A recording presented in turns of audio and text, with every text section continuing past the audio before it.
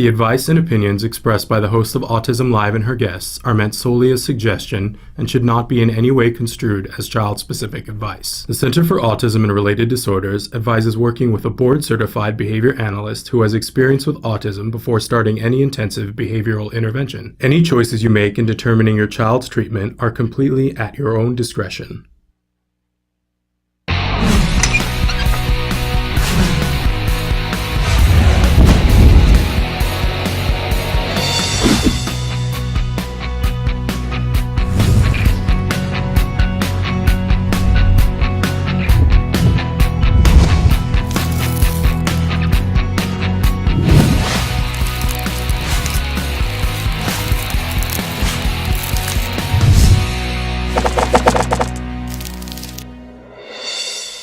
Good morning and welcome to Autism Live. I'm Shannon Penrod and I'm so thrilled to be here with you today. Today is going to be a great day because we have some amazing people that are going to be on the show talking about some amazing things. I'm so excited about the things that I'm going to learn today.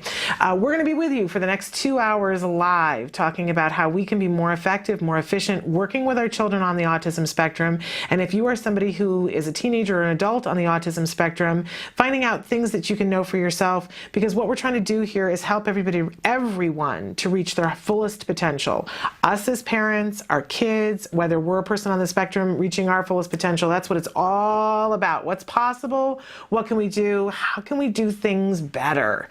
That's really the heart of what we talk about, and answer questions from you guys about things that hopefully will help to make your life better, minute by minute. That's really how we break things down into small little increments. If there's one thing that could make things better, we want to focus on that and get it cooking in the direction that it needs to cook in.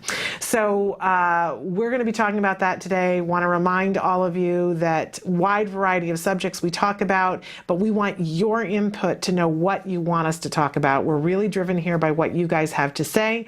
Lots of ways that you can participate with us. If you're watching us right now on autism-live.com, then you see that there is a box there that says Shannon is answering right now. It's active. That means that you can type whatever you want in there, ask questions of all of the different experts that we're going to have on the show. We have a whirlwind of guests today that I'm going to go over in a second. So feel free to participate with us right into that forum right now, ask questions. But if you're watching and it says rebroadcast, or you're watching in any of the other ways that you can see the show, I want you to know that there are still lots of ways that you can participate. There's the email. Send us your email questions.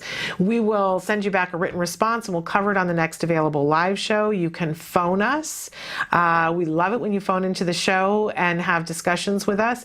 And you even can phone in to ask a guest a question. If you want to Skype in with us in just a few minutes, we're having a Skype guest who's going to be talking with us about autism and technology. It's so cool. You're just not going to believe it. I want to spontaneously combust. I'm so excited about this. So Skype with us anywhere in the world. We love to get your Skype calls. You can be talking with us on Facebook, and in just a few minutes we're going to be putting up information about a resource that we're going to have for you on our Facebook page. Please answer the question of the day there. We enjoy being able to talk to you there on Facebook, and tweet with us. You guys can be answering the question of the day or giving us suggestions on Twitter.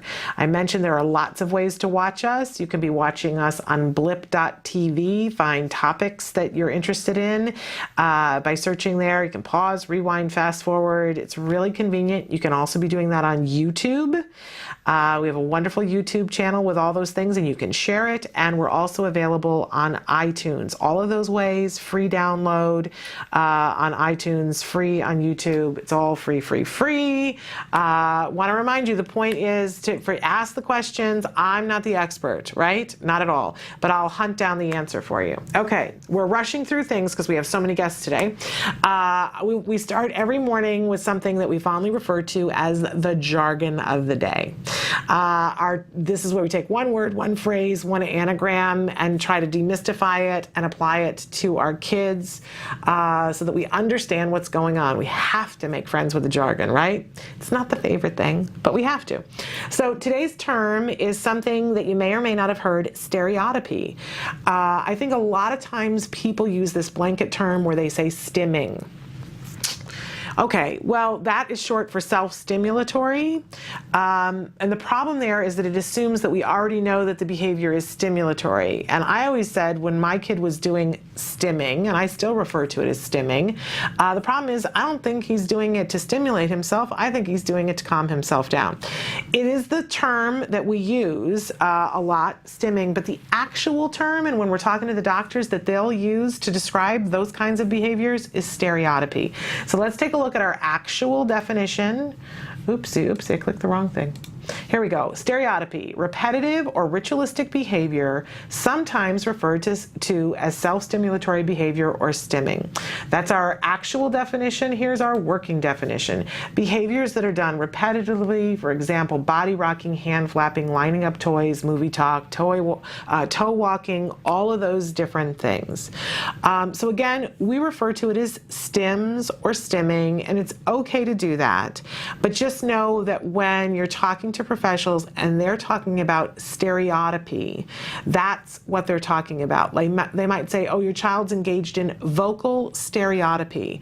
My child does this. He makes little high-pitched noises. It's his vocal stereotypy. And in my child's case, he's doing it to calm himself. Another child might be doing it to stimulate themselves because they're bored.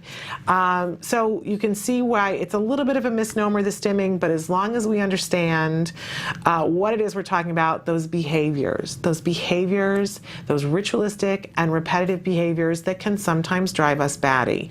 That's what we're talking about. So if they're saying an increase in stereotypy or a decrease in stereotypy, in our heads we're going to think, okay, that's what we're all referring to when we say stims. Stims isn't the right term, but it works for us. So we just know that this is what everybody is talking about. Okay, we always have for you a question of the day. Our question today is, what has been your child's most exciting moment of progress so far? So to date, what was the biggest thing that ever happened? Want to know what it is? We're probably not going to have time to check it on Facebook today, but I promise you we will check it tomorrow. Love to know from you guys. And you know what? More importantly, there are other people out there that need to hear from you about the progress that your child has had. You will make somebody's day because you will give them hope. So write in on Facebook and let them know, let the world know what your child has been able to do that's really been life-changing. All right, we always have a topic of the day. Today our topic is, and it has been all week long, teaching language. That's what we're focused on today. We talk about a lot of things, but we'll try to get back to that whenever possible. But to that end, the things that we have going on today, oh my goodness, got a lot going on today. In just a few minutes, we're going to be Skyping with Mark Sirkin from Autism Speaks. And he's going to be at the Makers Faire this week doing a presentation on autism and technology, and he has got a list.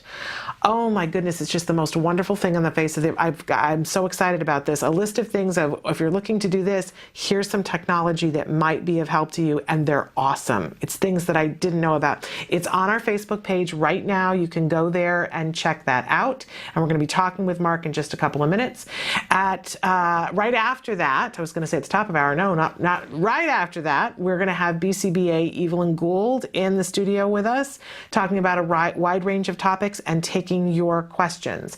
And then at the top of the 11 o'clock hour, we'll have Let's Talk Autism with Shannon and Nancy. Nancy Alspaugh-Jackson will be here, an amazing autism advocate and mom, and the executive director of Autism Care and Treatment Today, a wonderful charity that gives grants for autism. And our special guest during that hour is going to be Scott Badesch from the Autism Society, talking about this summit that they're wanting to start in motion for autism. Really an amazing day. I couldn't be more excited to be here with you. And of course, I want to hear from you. What kinds of questions do you have for these people? Back-to-back experts we've got here for you. Back-to-back, chock full of information today. So stick with us. We're going to take a break, and when we come back, we're going to be joined by Mark Sirkin talking about autism and technology and the presentation he's going to be giving at the Makers Faire in New York City this week. We'll be right back. Currently in the United States, 1 in 88 children is affected by autism. 1 in 88 means something different when your child is the one. Recovery is possible.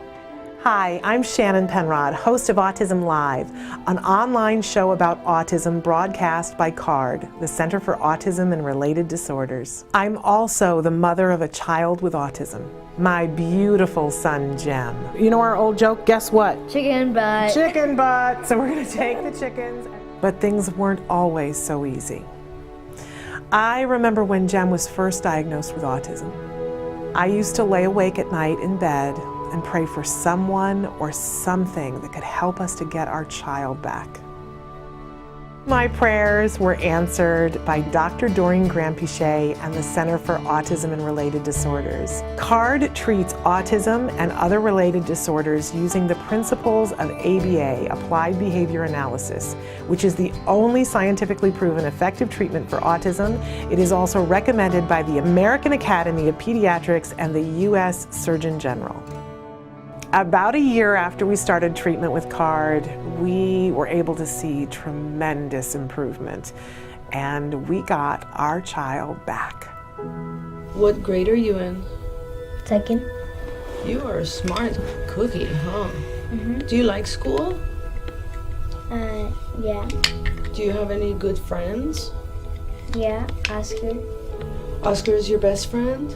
Yeah. And my child is just one of thousands to benefit from CARD ABA therapy. Across the nation and around the world, children are making amazing progress and being given the keys to unlock their full potential. We are extremely grateful for the amazing job CARD has done in helping our daughter. Our daughter today, just in 4 months, I think is a totally different child than when she started with CARD. I kind of see it as, it seems like her brain in a way was asleep, and now that we've gotten so many services, we've seen her wake up. Did you have some glasses? Recovery is possible if you take the right steps, if you're willing to put in all the hard work. And 7.5 years, yeah, it's a lot of work. It's worth every little bit, and CARD's been there with us every step of the way. I have 2 children with autism. I can't imagine a day without CARD or the therapists.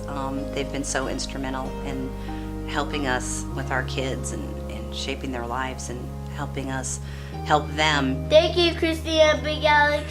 Thank you, Jackie and Mariana. We've tried other things before ABA, but the most beneficial thing has been ABA services, and I'd be the first person to tell any newly diagnosed family that you have to contact an ABA provider, and if you're lucky enough to have CARD, you're very blessed. Recovery from autism is absolutely a possibility. We've been recovering children for over 20 years. It's just a matter of identifying the child's medical needs, understanding the child's sensory issues, and then teaching the child all of the skills they need in order to function normally. We know there's hope for autism. Autism is treatable, and recovery from autism is possible.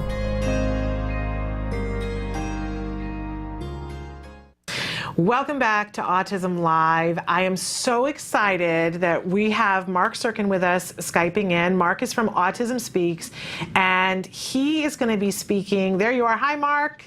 Hi. Mark is going to be speaking at the Maker Faire this week in New York City on Sunday. And Mark, tell us what your subject is.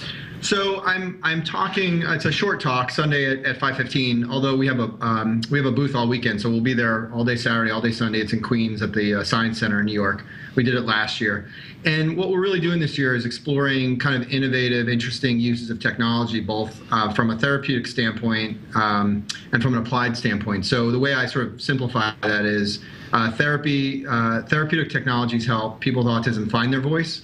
And applied technologies help people with autism find their path.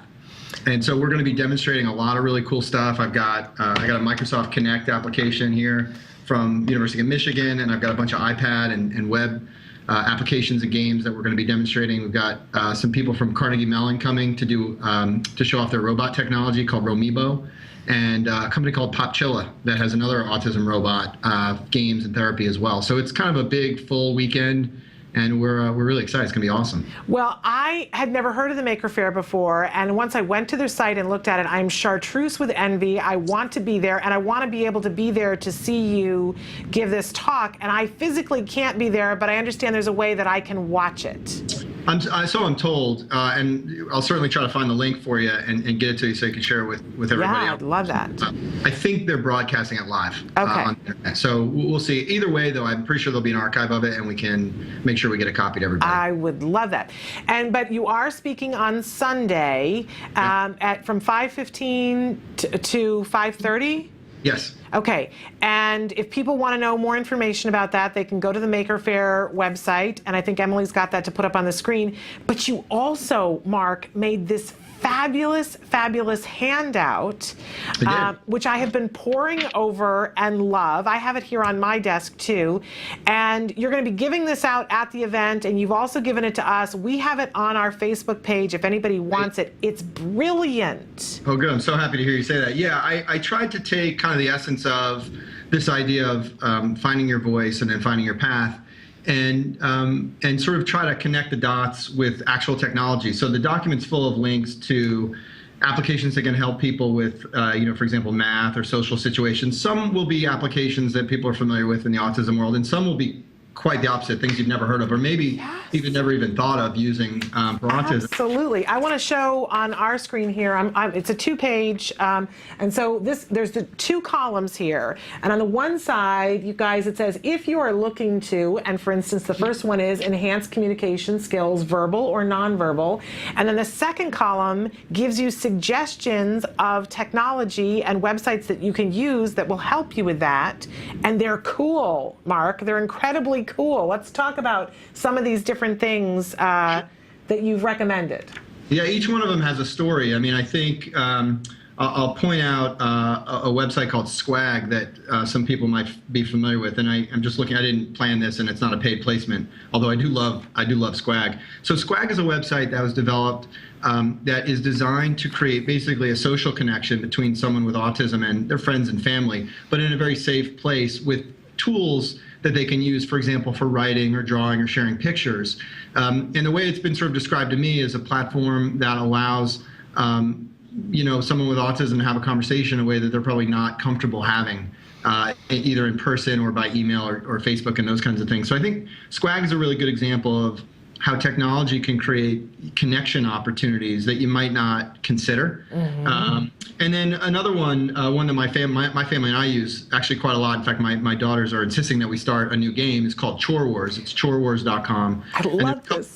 It's really, there's a couple of different flavors of this depending on kind of your sensibility. Chore Wars is kind of like a multiplayer adventure game, except the missions are missions that you design yourself around the house. So for example, we have a problem with cleaning dishes in our house. So we created a mission that has a lot of points. And now in our house, people rush to clean the dishes at night. And what we do in our family is we pick a point total goal, and the first person to that point total gets $20, basically. Nice. So we've played a couple of different versions of that game, and we've sort of taken it to a whole nother bizarre level in my family. But from an autism family perspective, if you've got a child that needs some structure, you let him create an avatar. He creates a character. He can name the character. He can pick an icon for the character, and you can actually design custom quests. And you can actually have monsters that you have to battle for extra points, which is really cool. My phone, of course, is ringing. Great time. It always happens. But it's brilliant. Chore Wars is brilliant. I mean, that alone, it got me so excited. But this is not the only thing on your list. You have all these different. So if a child has a specific passion for something, like for instance, go ahead. Yeah, on the other side, what I tried to do was sort of get in the heads of what some of these kids and people with autism, what they're passionate about, whether it's music or movies, drawing, animation, game design. And I've just sort of in my travels met some amazing people doing some frankly amazing things. Somebody in your neck of the woods, you may know her name's Danny Bowman. Yes. And yes. she runs a studio called Powerlight Studios. It's her animation studio. We're going to be demoing some of her new videos at Maker Faire. But she uses an application platform called Toon Boom. Yes. And Toon Boom has an application called Flip Boom Lite. And Flip Boom Lite is actually pretty amazing. So if you have an iPhone or an iPad, download it, check it out. it basically allows you to create really neat animations really quickly. You don't have to really be an artist to use it. So it's really cool. And again, what I've tried to do is just sort of identify things that kids and people with autism might be interested, but most importantly for parents who may not be totally connected to the technology world or to different websites and those things, just give them a pointer, just as a starter. This document is by no means a complete list, but I think it's a good thought starter. Absolutely. I mean, there's so much that's helpful on this. It's a wonderful, wonderful resource. I want to say again that we have it on our Facebook site right now, and you're going to be giving it out at the Makers Faire when you're speaking from 5:15 to 5:30 on Sunday. That's Eastern Time in New York. And we're hoping that, and we'll give you more information as we have it about how you can watch that, hopefully live. And if for some reason we can't, then you'll hook us up so that we can watch it after the fact, because I'm so intrigued with this. Even, I'm somebody who does just enough technology to get by, but my kid loves technology. So this is heaven to me, Mark.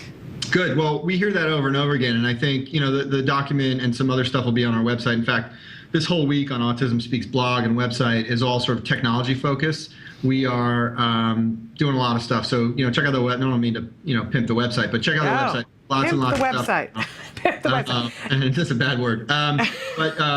But yeah, I mean, so so the spirit of this is the right thing. And if there's feedback or if there's other things that people think that we've missed, please share them, and we'll keep this stuff updated and continue to try to build out Hacking Autism.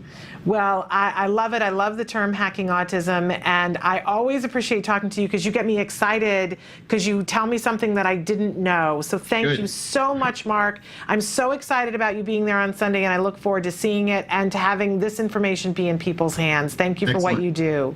Thank you, Shannon. All right, have a great fall weekend in New York. Hey, thanks. Talk to you guys soon. Bye-bye. Bye.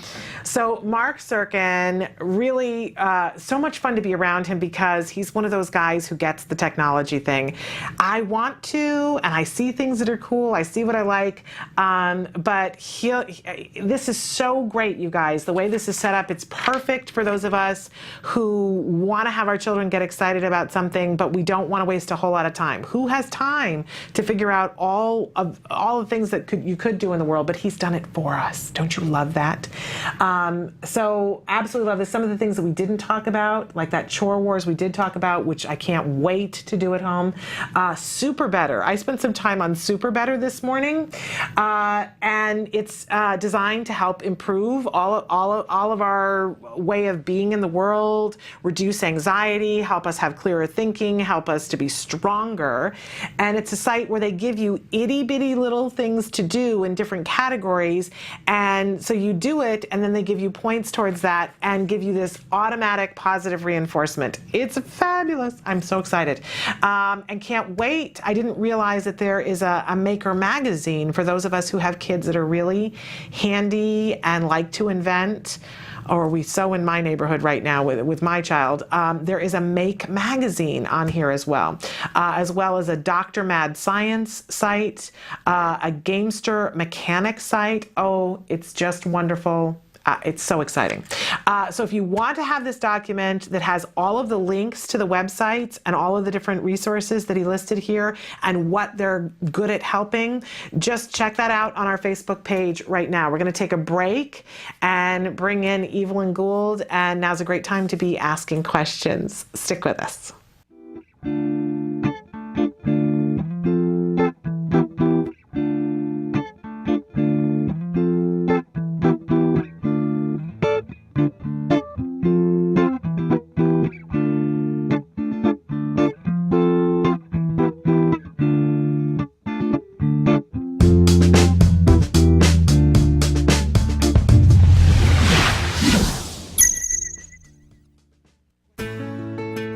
Skills is a revolutionary web-based program that incorporates comprehensive assessment, curriculum design, progress tracking, and treatment evaluation for children with autism all in one place. Developed by the Center for Autism and Related Disorders. Our approach is based on over 40 years of research on the principles of learning and their application to improving the lives of children with autism. How does Skills work? Created with speed and simplicity in mind, Skills was modeled on an easy 3-step process. Step 1. Start assessment. Step 1 begins with our intelligent assessment system, which consists of a series of questions. This assessment is essential to identifying your child's level of skills compared to their typical peers across all areas of development. This includes assessing social, motor, language, adaptive, play, cognition, executive functions, and academic skills. Every skill has an assigned age, which indicates when the skill emerges during typical development. This means that each child is automatically presented only with lessons that are relevant to his or her age.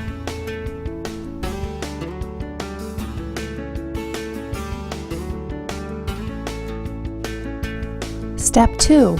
Choosing activities. It's now easier than ever to build an individualized treatment plan. In Step 2, you are presented with an individualized pool of activities that are directly linked to your students' assessment results. Each activity represents a specific skill that has been indicated by the assessment as needing to be taught. Activities are categorized by curriculum and then by lesson. There are 3 main types of skills: building blocks, fundamental, and expansion skills. Fundamental skills are necessary for successful everyday functioning. Building blocks are prerequisites to a fundamental skill. Expansion skills are non-essential skills, but may provide further enrichment in certain areas. After reviewing the activities available to you, you can quickly add your chosen activities to the treatment plan by simply checking the box and clicking the button. Step 3. Start treatment. Once you have selected and added the activities you want, you are ready to begin teaching. Skills provide you with all the tools necessary to design and manage an effective curriculum plan, such as printable activity guides that are customizable by the teacher, supplemental teaching aids including printable data sheets, teaching guides, visual aids, worksheets, and tracking forms, detailed IEP goals and benchmarks for each activity, brief and visually appealing video tutorials, a variety of treatment progress and clinical timeline charts, and lots more. And since Skills is completely web-based, everything you need is available 24 hours a day, 7 days a week, in one easy-to-access location. Skills users even benefit from unlimited access to a support community, where they can ask questions and share ideas with a skills expert. Skills is always with you.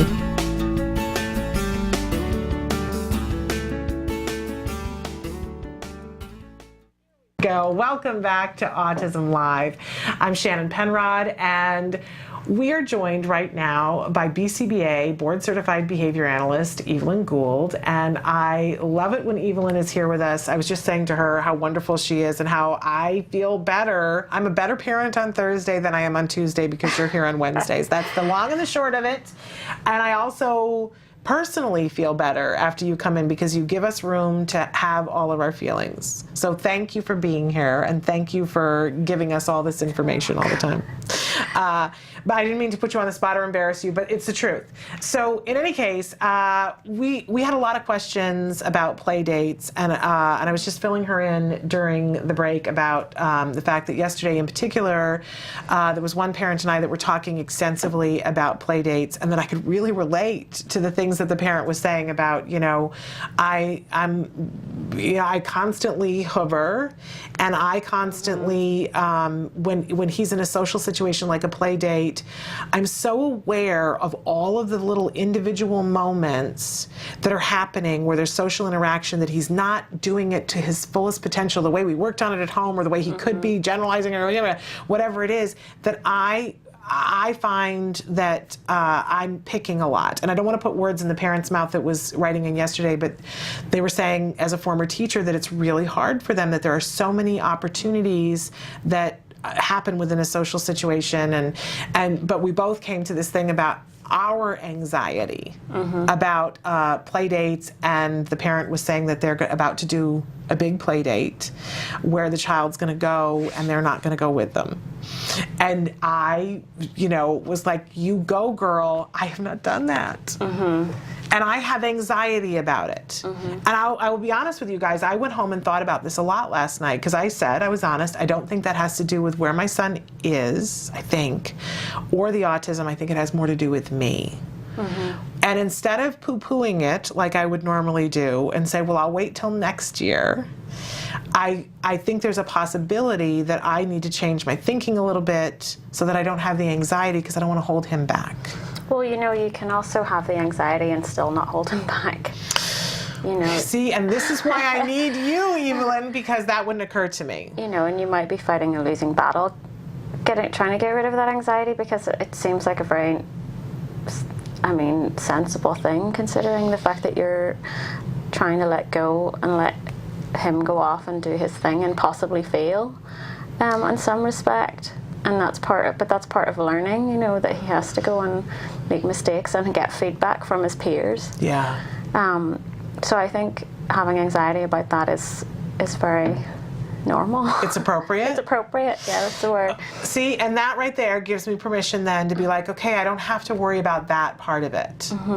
But I do need to do something different. You just need to be willing to be okay with having the anxiety, because it, above and beyond that anxiety, you want Jam to be able to go out on his own and be able to be in the world without you, ultimately.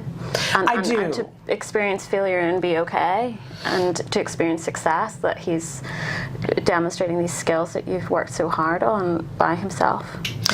Yeah, I do. I feel in this respect, I feel like I'm two people. That's the end goal. I want him to be able to move through the world and be someplace without me. It terrifies the you-know-what's out of me. But that is what I want. I just don't know how to always overcome the little voice that's like, don't allow him to do anything without you, because you don't know what will happen. Sounds a little like a very crazy person, even when I say it that way. Because I start to go to worst case scenarios. Yeah. And think of every news story ever in the world and go down that dark hallway, which is not useful to me. No. So what kinds of things, I imagine I'm probably not the only parent that does that. I don't know, maybe I am. Well, what kinds of things can I do to stop that cascade? Well, I think, it is important to make sure that your child is actually ready. Okay. And that's where you would work with your person that's working with your child, your BCBA or whatever, or have a discussion with whoever's working with your kid and maybe your partner and so on. And if your child is ready and has the skills, that's the first step. Would it be a symptom when my child tells me he's ready? Possibly. Would that be a symptom that he says, why don't you get a babysitter and go do something else? Or why can't you drop me off at so-and-so's house? That would be a symptom. I want to be like my friends. Yes. Okay. And then I think you're just going to have to do some work on like letting your feelings be there, and not, you're kind of doing the tunneling we talked about before, which is a really natural, normal thing to do, and it's like we're programmed to do it. It's like the cat in the wild that hears something and it's just like their vision suddenly focuses in on this one thing, or the deer that just focuses in on the one sound, and then it's a danger kind of thing, and you just see, it's just like you're looking down a cardboard tube. And that's what you're doing. You know what strikes me about that? You can't see the bigger picture. Sometimes that laser focus has the potential to be really useful. Like if I could have that really laser focus about cleaning my office, what would I be capable of? It is very useful, but it's designed for danger situations. Okay. That's the problem. The office isn't danger. That's the way our body. No, that's the way we're programmed. To survive, and it's like a survival mechanism. So of course you're going to focus on the worst case scenario, and the anxiety is just going to go up and up. But it's training yourself to be able to recognize when that's happening, and then taking a step back and a deep breath and making room for that, and then hopefully expanding your vision to look at the rest of what's going on and the bigger picture, and then what you want, and then you can make better choices about how to react to those anxieties. I think you are fighting a losing battle if you're going to try and change your, argue with yourself. You're kind of wasting your energy just arguing with yourself, because the things that you're worrying about are valid things to worry about. Okay. They're not necessarily not true. Right. They are possibilities. So arguing with yourself about it is not really very helpful. It's just realizing you can make room for that stuff, but that's not all there is. That's not all there is. There's like a million other scenarios as well. Right, that he could go and have a really wonderful time, and that it could help him to have more friends and to have more opportunity to work through some of the social things, which is long term. Exactly. So you're looking at the bigger picture in the long term and where you're trying to get him to. Right. And where what kind of the parent that you're trying to be, which is to get him where you're trying to get him, the joke that we have, that when we talk about all the time, that we say, when you go to college, not if you go to college, we say when you go to college and mommy lives in an apartment around the corner. That's the thing that we always say, and we laugh about it, except I'm not kidding. At least I'm not saying I'm going to be in the dorm room with him, but I'm not kidding. I can't picture him being there and me being in another state. Scares me. Well, I mean, now he's 9. I know, and I think to an extent probably all parents go through this. Like, I can't imagine that you don't at any point don't experience that feeling of like knowing you have to let your kids fall down the stairs, or like go out and possibly play in a playground with other kids and hurt themselves. Like that's just what has to happen. So you just have it magnified by 100 times because of Jem and having struggled to get where you are. Yeah. But see, that's what I really love about talking to Evelyn, because you remind me it's not completely, first of all, it's completely a waste of time to be fighting the anxiety itself. And that it's not completely inappropriate that I'm having anxiety about it, which immediately, when you say that, quiets the anxiety. Immediately makes it better. Okay. Well, now I feel like I can think about a way in which I can make that happen. And some boundaries that I can put on it. Already I'm starting to think, okay, well, it doesn't have to be for a 2-hour time period. It could start being a 10-minute time period. Exactly. Drop him off at somebody's house for 10 minutes. Shape your behavior. And that I can do that with specific parents that I really trust. And we were saying yesterday, picking 1 or 2 things to work on socially and having 1 or 2 boundaries about things that shouldn't happen in the play date, and having a reward for the absence of those behaviors. So I can do all of that if I have to, and I can work on it slowly. Yep. This is why we have Evelyn come and be with us. All right. We're going to take a break, and we're going to come back and be talking to you guys, questions that you have, comments that you have, and I think we're going to talk a little bit about poop. I think we are. So stick with us. My son. My son. My brother. My daughter is one of the 1 in 88 children on the autism spectrum. I have autism. I have autism. I have autism, and I want you to see me as an individual. And not as a label. I want to find out why my brother has autism. I want the government to say that autism is a public health crisis. I need to know who will take care of my child when I'm gone. I want to know what treatments. What solutions are out there for my child? We need insurance reform in all 50 states. I want autism to be an unavoidable topic for those running for office this fall. I want my students to be safe in school. I want the bullies to leave me alone. Autism Speaks encourages all Americans to ask candidates, how will you make a difference for those living with autism? I want a Senate. A president. A Congress that recognizes autism as an urgent public health crisis it is. I want our lawmakers to listen. Make your voice heard this election. Visit autismvotes.org.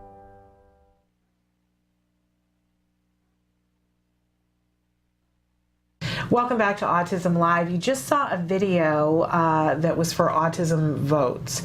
And I want to remind all of you that we're showing that video here because we want to further the message that we need as many of you as possible to watch this video on YouTube.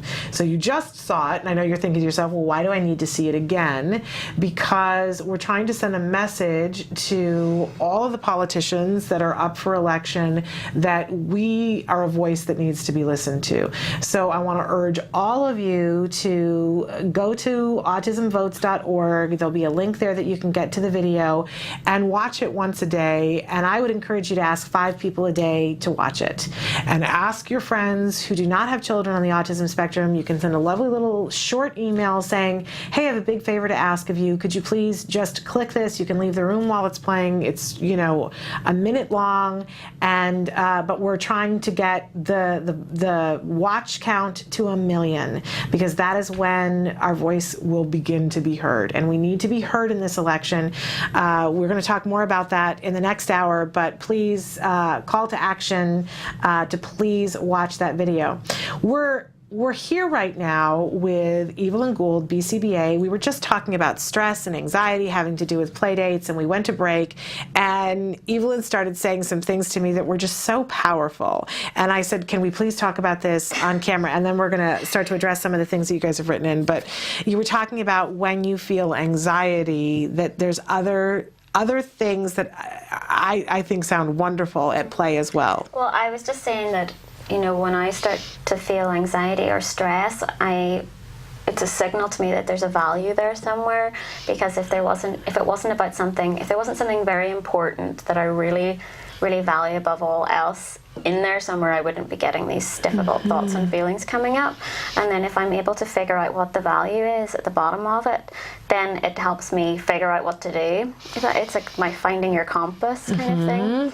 So that's what helps me. So, for example, if I start to feel, I started to feel very stressed and anxious the other day, and I realized, well, this is because it's really important to me to do well in my PhD program, or whatever it was the value was. It's really, there's certain things underlying that are very important to me. And then I suddenly was like, okay, so I know what to do now. I need to do things that move me towards that, and not just make the anxiety worse or try and escape the anxiety. I just need to be proactive and realize that it's okay for the anxiety to be there. I just have to do X, Y, and Z. That's going to help me right now. I don't know if that makes sense. It makes total sense. Are you kidding me? Because what it does, it's the right question to ask about, what's the value here? What's the thing that's really important that's at stake here? Because once you define that, then it's easy to know what the priorities are. Yeah. It just gets like crystal clear. The clouds go away. You start to get like that, like an icky feeling of like, I don't know, just anxiety or feeling bad. Sometimes that, like for me the other day I had that, and I realized I was in a situation which was asking me to choose to either escape those feelings and do what I'd always done, or look after myself, which is a value. I want to look after myself, and I want to be a strong person and a compassionate person in these things. And I realized that if I chose to just do what I'd always done, I was just I was moving away from those things. Right. And it just really helped when I realized, oh, this is what's happening right here. I'm getting this icky feeling because I'm moving away from what's really important to me. Right. No, I think that's really clear. Although it meant that I had to make a harder decision, because then I had to deal with, the difficulty. Right. Sometimes you have to give things up, or you have to make difficult decisions, and then you have to deal with how hard that's going to be. But I felt so much better when I realized. I think it would actually make it easier to do that. It made it easier to deal with it, because I knew I'd done the right thing, because I was doing the right thing by myself and what I valued, if that makes sense. Absolutely. I think that's brilliant. It's like, whoa, good. Asking what's the core value here that's at stake here when you're feeling that anxiety. I love that. We talk a lot, my husband and I have what we refer to as the manifesto. It's like what's important.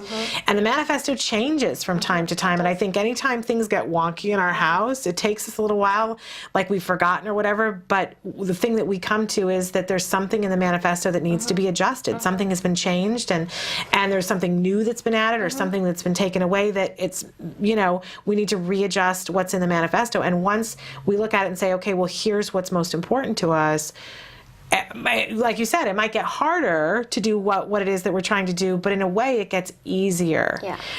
Because we go, oh, well, that's why we're doing this. So that's why I need to stay up till midnight tonight. Exactly. Because this is that important. And when you feel like it's a choice instead of something that's being pushed on you, is no, that's exactly why I want to do this. Then there's peace. Once you do something willingly, then it just becomes automatically easier.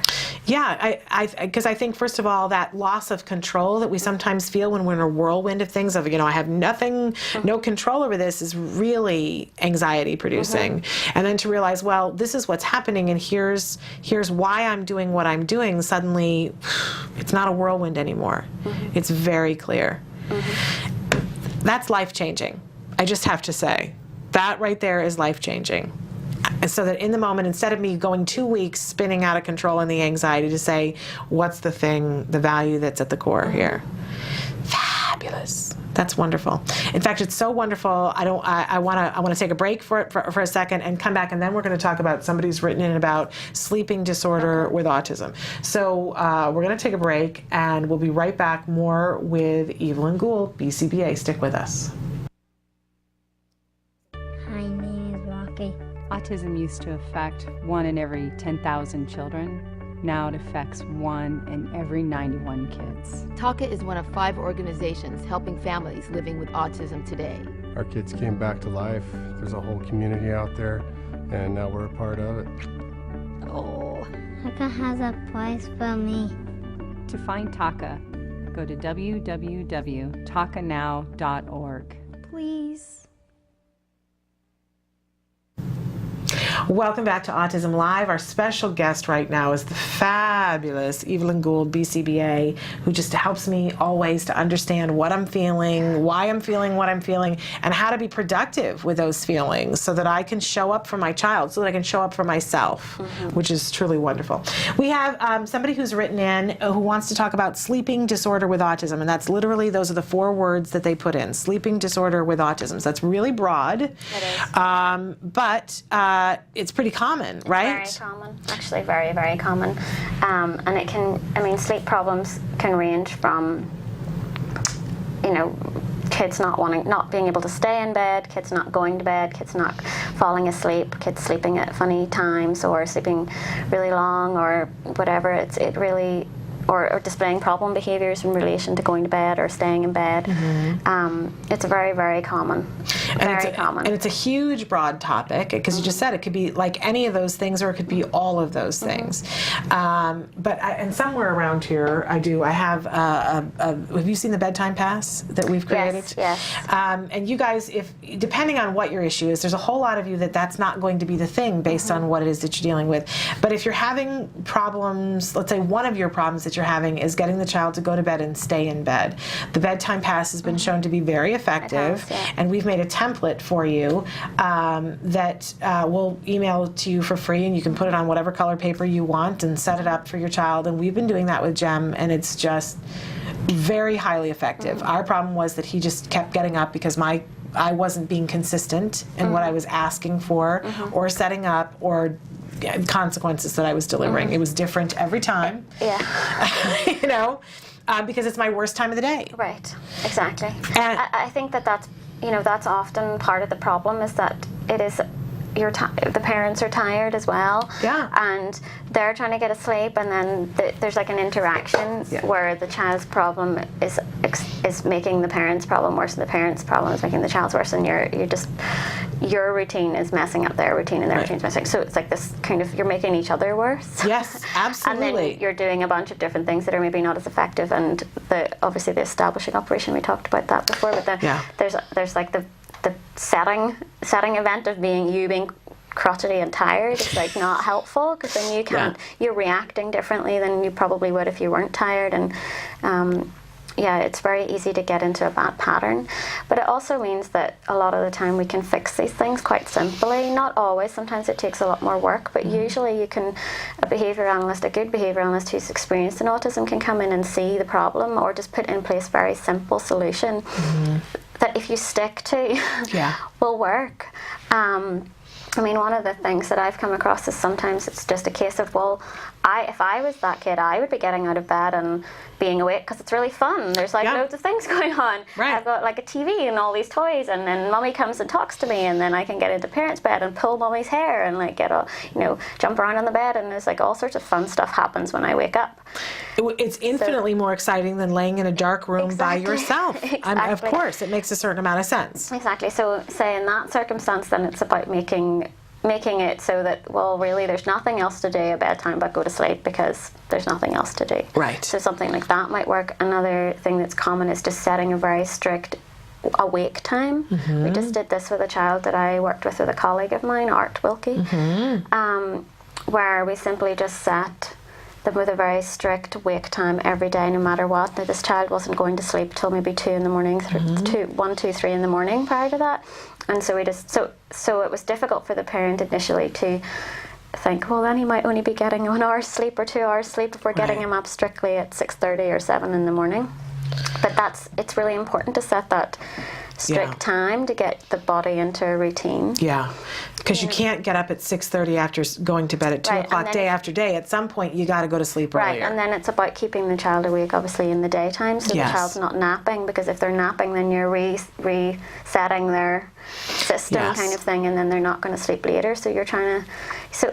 But that's a very simple thing. It was just one change, and that really, we saw a really big change in the variability of that child's sleep pattern, So these things can be fixed with reasonably simple solutions, as long as you have someone helping you who can help you figure out what the problem is. Yeah, and I think that's the core for a lot of things. Working with somebody, hopefully a board-certified behavior analyst who has experience with autism and has experience with this type of behavior, to come in and look, because we can talk endlessly as a parent about what we think it is, and I can sit here and say, well, I'm a mess at that time of the day, and I can cop to all of that, but I still can't see the 360-degree view of what's going on. And a lot of our kids also have problems with, which aren't just related to our routine or us messing up things, but in the season changes and things like that, like the difference in light time and dark and that kind of thing. I'm feeling that. Or when the clocks change, I see kids like struggling with that hours, even that hours I think we difference all do. I think we all do. But I think that global perspective of having somebody else come in and look at it, because a lot of times they're going to say something that afterwards you're going to go, oh my goodness, duh. But you couldn't see it where you were at. And you couldn't. You need someone who also is going to support you enough, because I think, like I was saying, it's hard sometimes, I think, as a parent to believe that this problem that you've been having for the entirety of 4 years, say, for example, can be fixed with one change. Right. Like it's kind of, I don't see, that's not going to work. And usually when I first have initial conversations with parents, they will give me a bunch of reasons why it won't work. Right. And they've tried a bunch of things, or we tried that before, or we tried this, that's not going to work, that's not going to work. And usually it didn't work for a variety of reasons, or they didn't have, the intervention wasn't matched to what was going on, or they weren't supported enough to be able to be consistent, or whatever the reason is. So it's important that you have someone working with you who listens to you and supports you enough to be able to implement it, because as well, like parents need sleep too, and so it can be really hard initially when you put in place sleep interventions, because likely things are going to get worse before they get better. Yeah. And it takes time. You're not going to see necessarily an immediate change. Sometimes you do. Yeah. But a lot of the time you have to put an intervention in place for sleep that's there for a good week or two before you start to see things get better. Right. And you kind of need somebody to hold your hand through that process, because as you were saying, you're probably sleep deprived going into it, and may get more sleep deprived. Yeah, exactly. I mean, I think it's the same for all those major changes like sleep, feeding, toileting. I think you really need to make sure you have someone who's going to listen to you and support you enough. Yeah. But if you have that, you can make dramatic changes reasonably simply. Yeah, and I think a lot of times people think, oh, well, I'm not working with a BCBA right now, and and you might be in a mindset of thinking to yourself, well, they're going to want to do 40 hours, and I can't afford that, and that can't happen. But it isn't that way. No, you could work all. with a BCBA on just one behavior, right? You can have someone help you work on just one thing. And you can look at the BACB site to find BCBAs in your area. It's bacb.com, right? Yeah, and most agencies, I think most providers will also work with you to do just one-off consultant kind of consultation cases where you're not setting up a whole ongoing program, global kind of program. You're just having someone come out help you with one specific issue. So I think most provider agencies will have people who can do that for you. And a lot of you have insurance now that would cover that as well. And you can be very clear about what your expectations are. We want to work on this, and how much will that cost me? And ask your insurance provider how much of this. You might be surprised. It might be something that it's a really easy, a phone call away, that is covered by your insurance or is very low cost, that in a couple of weeks your life could look entirely different. And it's worth it because sleep is so important for your health, and you as a parent need your sleep as much as your child needs sleep, and you're not good to anybody if you're not having enough sleep. I think remembering that it is a big deal for you, and it's going to be life-changing. It's something that changes your life, just like toilet training or sorting out feeding issues. Yeah, I mean, I know when we started ABA, one of the first things that I was concerned about that needed to change was my son was engaged in self-injurious behavior. But ultimately, we decided that the sleep issue needed to happen first because I wasn't well slept enough to deal with the self-injurious behavior. We had to get him on a sleep schedule so that I could rest, because I was about to go into a hospital. I was so tired. And I couldn't have dealt with it. So literally, you know, sometimes it has to be the priority before other things can happen. And remembering that it doesn't have to be that way. It always saddens me when I talk to parents and they'll just casually mention a problem that they haven't mentioned to me before, and I'll be like, oh, tell me more about that problem. And it's like it didn't occur to them to mention it because they just are like, it just We've accepted is that way. We've accepted it. And I'm sometimes. Like, it doesn't have to be that way. You know, it doesn't have to be that way. It doesn't have to be that way. It can be different, and I think that's the big message always. It can be better. We're out of time. Can you believe that? We're already out of time. But I thank you guys for writing in about sleep disorder with autism, and I thank you for giving us information about anxiety and stress and dealing with that. It's always wonderful when you're here. So thrilled. And we're going to be making a program change that you're going to be joining us on Tuesdays now. Yeah, I hope I remember. Yes, well, I'll make sure you remember. So starting in October, Evelyn is going to be with us on Tuesdays, not next week, but the week after. And we'll give you more information about what time as we sort that out, but we're going to move to Tuesdays, which I'm really excited about because I think I need help earlier in the week. Wednesday's too late. I got to have it Tuesday, and hopefully we won't ever have to move you to Monday.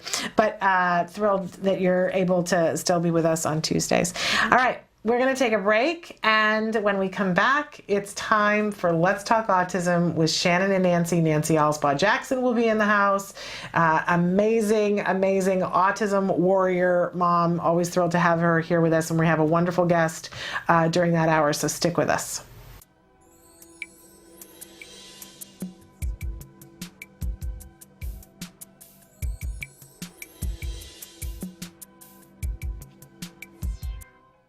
I'm Adele Nadowski, Director and Co-Creator of Skills. CARD eLearning is an online tool that has been developed by the Center for Autism and Related Disorders. CARD eLearning is the training that is delivered to the ABA therapists at CARD to train them on the principles of applied behavior analysis and to equip them with the knowledge they need to essentially deliver the ABA-based techniques during their therapy with the children that they work with. ABA has been proven scientifically to be the most effective intervention for children with autism. At this point, even the Surgeon General has come out with a statement suggesting just that. So we know that this is something that children with autism definitely need if they're going to improve and live the lives that we're hoping that they're going to be able to live. By being able to train people on this one particular method that we know works, and to be able to have all of your staff within your school settings on the same page, it allows you to take more of a multidisciplinary approach, and there's definite consistency going on within the team. It makes sure that every person involved with that child's treatment program, including the speech and language pathologist, the occupational therapist, the teachers, the aides, all of these individuals to be able to be trained so that they can all work together effectively with the child.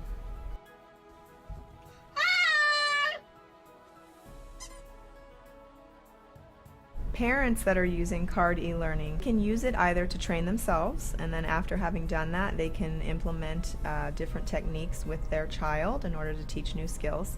But oftentimes parents might also be working either with an ABA provider, with a school, or they may have even hired their own therapist to deliver the intervention techniques. So CARD eLearning can be used either to collaborate with your school. It can also be used to train the therapists that are coming to the home of the parents, or it can also be shared with the ABA provider so that that provider can find out about it and perhaps implement it within their organization and train their staff. You can also do reporting for your organization. So you can actually look and find out which teachers are progressing, what their quiz scores are, and actually we can give you reports as well that will help you to compare the different teachers and their performances. CARD eLearning is really, really simple to use. You can log on to this as long as you have a computer, that's all you need, and an internet connection. And you can work on it any time of the day, anywhere that you're at. When you log on, you realize that right away. First of all, on the top of the page, there's a navigational tutorial. It's a how to use this page button. Simply by watching that video, it'll all kind of unfold in front of you and it becomes extremely self-explanatory. CARD eLearning has 9 modules and you can basically go through those at your own pace.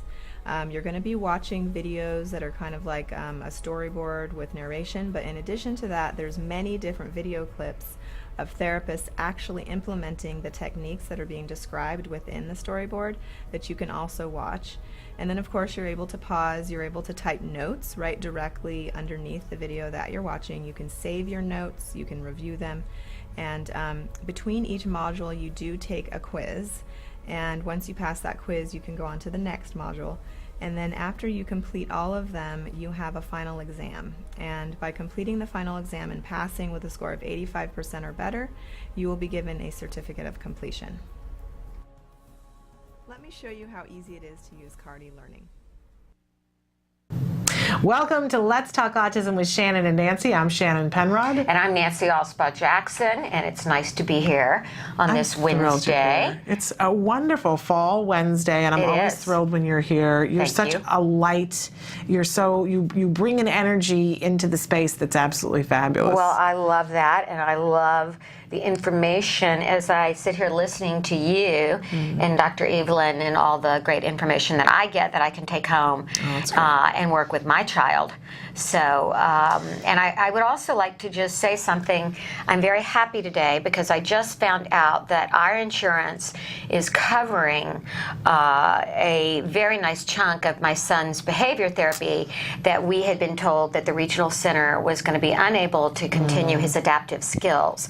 My son is going to be 11 in November, and we just got word that our insurance is going to cover a lot of his home program and even some of his school aid. So I am so grateful for that, and I want to encourage all parents out there that if you have not explored your insurance and in terms of the coverage you might be able to get, please do so. Put it as a priority. I know it can be overwhelming. I know it can be, you think, oh no, just one more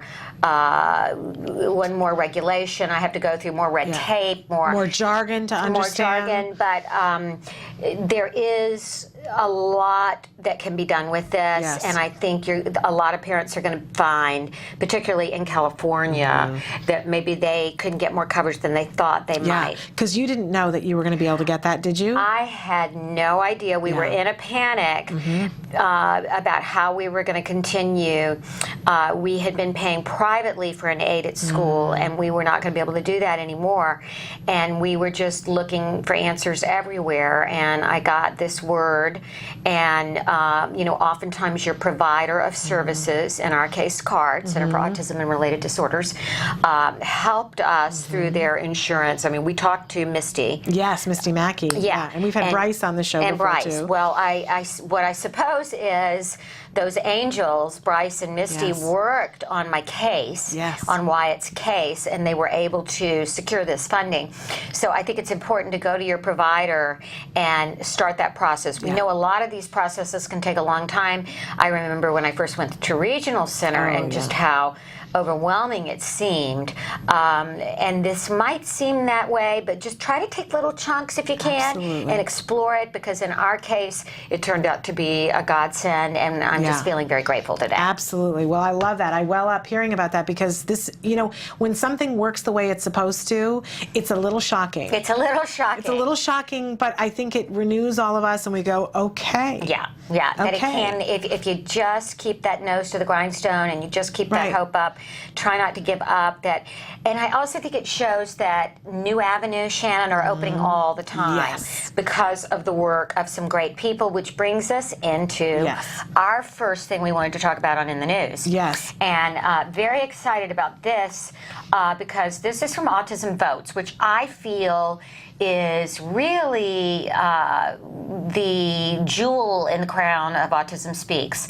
I think the work that Shelley Hendricks, who is going to be with us, is it next week? It's week after next on October 10th. Shelley Hendricks will be with us. Shelley Hendricks, who runs Autism Votes, is going to be with us in 2 weeks. And in the meantime, I think probably a lot of you got this email that are on the Autism Speaks list, that this Friday, from 12:30 to 3:30 Eastern Standard Time, the Obama and Romney campaigns will address the nation's disability issues, including autism. And you can watch the webcast by registering on the Autism Votes website. Okay? It's the National Forum on Disability Issues, a nonpartisan campaign event organized by 50 of the nation's leading disability organizations, including Autism Speaks. It's going to be moderated by CNN newscaster Frank Sesno. It is the only 2012 presidential event that focuses exclusively on disability issues. The participants will be Representative Kathy McMorris Rogers, Republican from Washington, representing Romney, and Edward M. Kennedy Jr., representing the Obama campaign. They're going to be asked to address a range of disability issues: employment, long-term care, community services and supports, education, transportation, housing, research. And so register at Autism Votes. Go to Autism Votes. I don't know if we have that. It's very simple, I think. AutismVotes.org, and there's a link there that you can go to register for it. That's right. But they do have a call to action for something else, and one of the things that I want to mention is this is a wonderful, wonderful event, and I hope that as many of you that can will attend in the way that you can. It's absolutely fabulous, but this is not just for autism. This is for all disabilities. Yes. And what is remarkable and notable is that we're talking about every single disability that there is. Yes. This is the only time that it's going to be discussed in the presidential election that's scheduled at this moment in time, and the candidates are sending representatives on their behalf. And I had the opportunity to talk to Shelley Hendricks the other day about this. She was on my radio show. Yeah. Oh, great. And she what did said, I'm very anxious about talking to her in 2 weeks. But what did she tell you? One of the things that she said was, this is wonderful, and we all need to, get this information. Yes. It's fabulous, but let's note that while this affects thousands and hundreds of thousands of people and their families, that neither candidate can come by to this event, and yet they have time to have a piece of pizza in a pizza parlor in Des Moines, Iowa. And that there's something wrong there.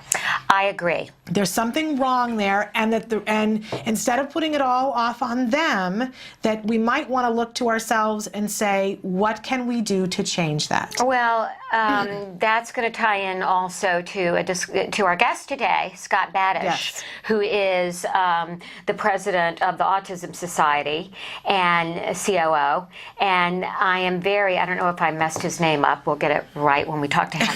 I'm very excited to talk to him because he has called for a summit of all autism organizations, all major autism organization advocacy and nonprofits, to come together for a summit to try and mobilize our power. And I have long believed, and you and I have talked about this quite often, we have so far, the autism community has not figured out a way to harness our power. And I feel like we're at a point much where the AIDS community was in the early 70s.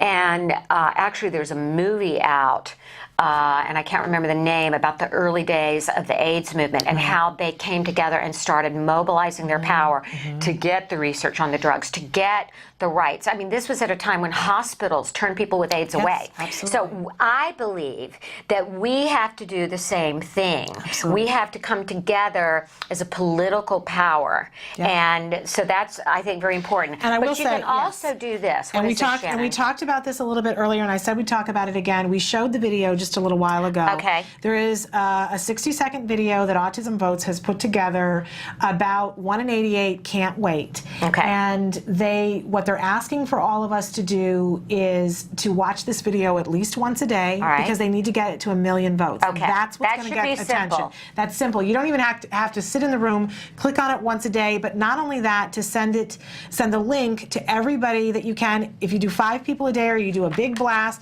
but ask them to do it, because we have to get people involved who don't have kids on the spectrum as well. Okay. Ask them, say, do me a favor, just click on this for me today, or click on it every day, whatever you feel comfortable, but that's the only way we're going to move the needle right now. Okay, so I believe I have not even posted this yet on my sites, on Act Today, and on my blog and various things.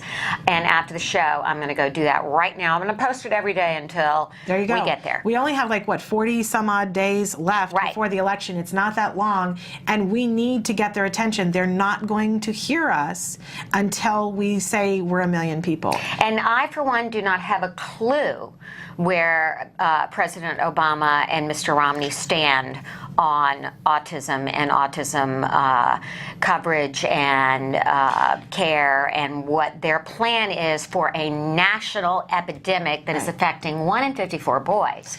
Right. We have a general view of their health care, but in terms of where autism fits into that, I'm hoping that some of that's going to be addressed on Friday. Yeah. But would sure love to hear it from the candidates while they're eating the pizza in the parlor in Des Moines. Yeah, would love it. But in any case, Okay. Lots of things still left here, and I think maybe we'll hang on to this for another time. But there was a story about. The boy handcuffed? Yeah, but I was thinking this one if we talk about. Oh, yeah, let's talk about the wave of adulthood. Yes. This is a very interesting article in Schaefer that came out yesterday. Yeah, Schaefer Autism Report, which if you guys aren't familiar with, is a wonderful Everybody that is working in autism, has a child with autism, knows somebody with autism, please sign up to Schaefer Autism Report. Very important. Yeah, absolutely. But an interesting article about California being unprepared for the wave of adults that are about to hit, but really asking, is anybody prepared for this wave? And what I found was interesting is that over a decade ago, California officials raised an alarm about the growing number of children being diagnosed with autism. And this was from the Star newspaper, which I think is somewhere up in, I'm not quite sure, but because it doesn't reference it here. But they examined several Ventura County, which is just north of where you and I are sitting, right here, who are part of the surge of autism diagnosis in 2000. And now they're looking at those same children as they've come of age. Okay, these were kids that were, 4, 5, 6. Now they're in their late teens, early 20s. And it had kind of a profile of a young man who was going to his prom for special needs teenagers, and he's been able to learn to talk, read, make friends. His mother was told he would have to be institutionalized, as so many mothers were back in 2000. Yeah. And she said, I'm just tickled pink at where we are. I'll take it. And it goes on to talk about how he belongs to a generation of autism, and that researchers say that although these young adults, their prospect for an independent life has changed dramatically in terms of independence, we are still looking at extreme deficits in employment. Yes. We are looking at extreme deficits in college education, university educations, and the social gaps that persist are going to be a real problem in getting them into the job market, plus the general state of the economy. autonomy. So while there have been big improvements, Yes. there's also a lot of impediments. There are a lot of things that's where the political activism comes in, and that's where we have to be on the ball. Absolutely. So really incredible article. We encourage everybody to read the entire thing on the Schaefer Autism Report. You can sign up for it. You can have it emailed to you. I have an app for it on my smartphone so that I get the updated, but really an incredible resource that we refer to a lot. And what most people realize is that they need to know that when your child hits 22, they no longer qualify for special education in public schools. Yeah. And that's where the shocker comes in. That's the big chill. Right at 22, a lot of parents go, where am I going with this? Even in teen years, it goes down exponentially what's available for your children, but at 22, you're really out on your own. Yeah, and so what's sad is a lot of these gains we've seen these kids make as they've done it through elementary school and high school, and they're actually very high functioning, they're doing well, then they hit 22, there's nowhere for them to go, so they're living at home with the parents. The parents have to work or have to make ends meet. The child is sitting at home watching TV, video games, possibly overeating, and this is when they become just housebound and not contributing at all. We got to stop this. Right, and they want something different. We had a young lady write into the show just last week and said this is pretty much what her circumstance is. She's in her mid-20s, and she said, I want to do something. I want to be with people. I want to work. What is there for me? So all of you brilliant entrepreneurs out there in Silicon Valley and elsewhere that are coming up with these amazing ways for people to communicate, socialize, websites, let's come up with something to help all of these young adults and teenagers that are so talented that need a way to contribute. That's my challenge today. Absolutely. Well, and to that end, I want to throw out there that we need an intern on our show. Yes, so if you're a parent out there who has a young person who is a older teenager or a college student or older than that is good with social marketing, and we're looking for an intern. Can do some research. Look up articles. Contact me. We would love to have an intern who is on the spectrum. Yes, that would make my day. Okay. All right. So we've got a big guest. You mentioned it briefly. That Scott Badesch from Autism Society is going to be with us, Skyping in just a couple of minutes. And I'm really excited to talk to him about this idea for a summit. I'm very excited about it. Lisa Ackerman, who is the founder of Talk About Curing Autism, she and I have talked about this for a long time because we work together closely, ACT Today and TACA, in kind of helping each other. We had Emily Island from Autism Society Los Angeles in, and now I'm working with her on trying to put together a conference for Hispanic Latino families through our ACT Español program. I just find that, well, obviously, there's strength in numbers. What one person dreams of, a group of people can actually execute. So I think what we're talking about is bringing people more together, less divisiveness. It doesn't matter, causation, all of those things. We can put some of those issues aside and really focus on things like the future. Absolutely. And I think that's what they want to do. So we'll find out more from him. So we're going to talk to Scott about that. You want to stick with us, and we'll be back after these messages with Scott. Bye-bye.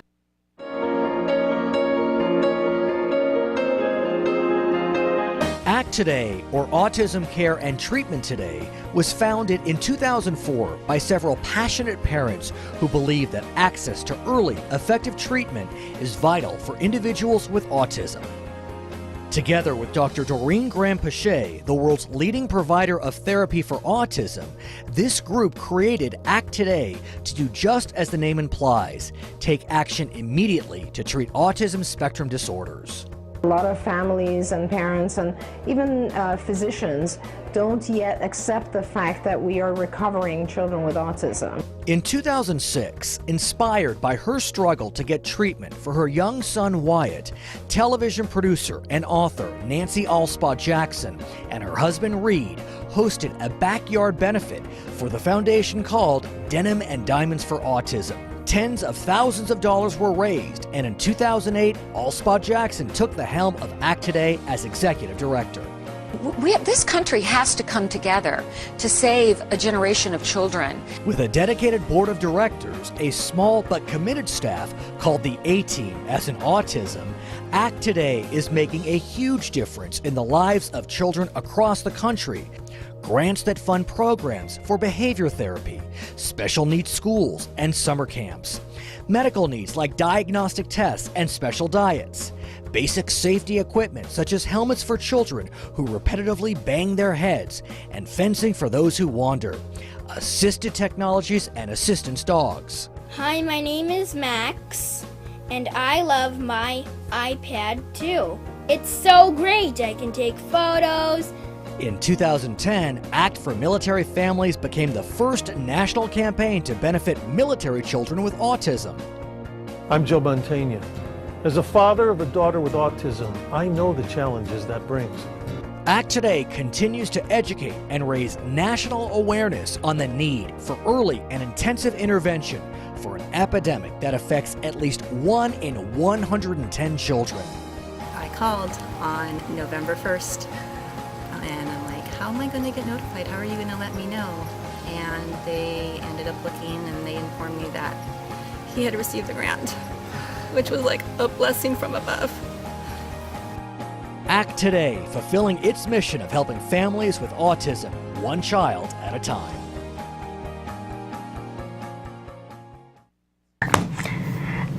Hi, welcome back to Let's Talk Autism with Shannon and Nancy. We were just chatting in the break there, laughing a bit. And I'm Nancy Alspaugh-Jackson. I'm Shannon Penrod. And we have a guest today that we're very excited about having on the show. We have Scott Badesch, who is Autism Society President and Chief Operating Officer. Scott, welcome to Let's Talk Autism with Shannon and Nancy. Thank you. Welcome to you, and I'm delighted to be on the show. Scott, like so many of us in this field of autism, you had a personal reason for this career path, like Shannon, who has a son with autism, and myself with a son with autism. Can you tell us about your personal journey with your family and with autism? Sure. I have my wife and I have 4 wonderful children, and our oldest son, Evan, was diagnosed with autism when he was 11 years old. That began our journey with autism. Quite frankly, at that time, this was back in the early 1990s, he's 25 years old now, there was not a lot to know about autism. It was hard to find information on the internet. Schools were not really at all responsive to individuals with autism, at least in the school district we had. So it was a journey. And what led me to this job was that I realized a lot of the obstacles put in my life and my wife's life path to help our son Evan, as well as his path, were unnecessary. And how do we help get those obstacles out of the way so people could really move forward and succeed? So that's kind of led me here.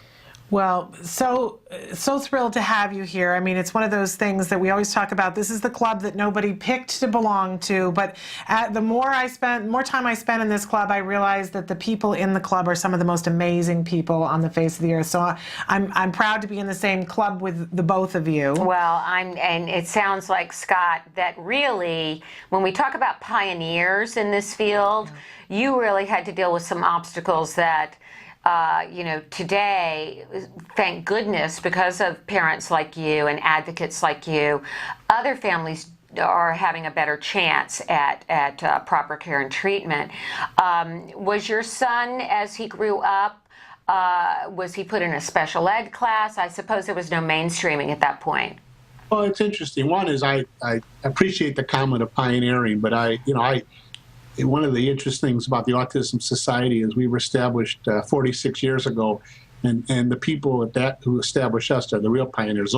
They were dealing with realities of schools legally being able to say we don't want your child in our school, and those are the ones who opened the doors for us. And I do think all of us as parents and those who have autism are helping the journeys ahead for the people in the future. With our son, he's rather high functioning, so he has always been mainstream. He's actually in college right now, finishing his second year. Oh, congratulations. Yeah, I was going to say, a diagnosis at 11, I mean, that's quite a long time before you get a diagnosis. Well, and it was interesting because we, knew there was something that we had to look for with our son.